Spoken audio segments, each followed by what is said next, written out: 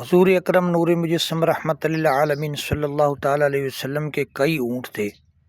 ان اونٹوں میں سے ایک اونٹنی کا نام قصوا تھا، قاف دو نقطے والا صاد ساتھ، قصوا۔ تو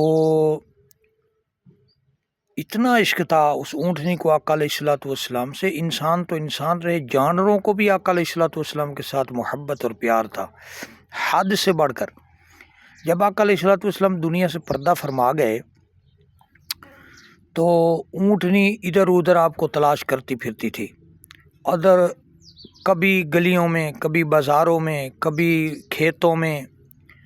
وہاں کھیت تو نہیں تھے، پہاڑی علاقہ ہے، تو مطلب میدانوں میں وہ تلاش کرتی کرتی جب آقا علیہ الصلوۃ والسلام نہیں ملے تو پھر دیواروں سے ٹکریں مارتی، دیواروں سے ٹکراتی پھرتی تھی، سر مارتی۔